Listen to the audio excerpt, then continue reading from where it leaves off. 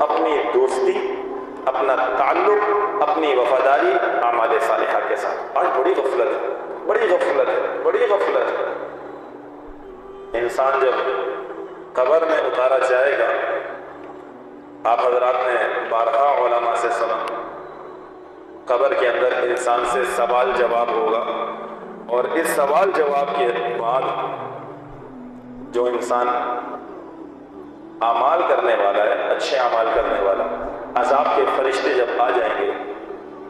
آپ علیہ الصلوۃ والسلام نے ارشاد فرمایا اسے جو قرآن کی آیتیں یاد ہوں گی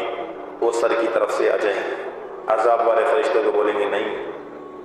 ہم اسے عذاب دینے نہیں دیں گے، دنیا میں یہ تلاوت کیا کرتا تھا۔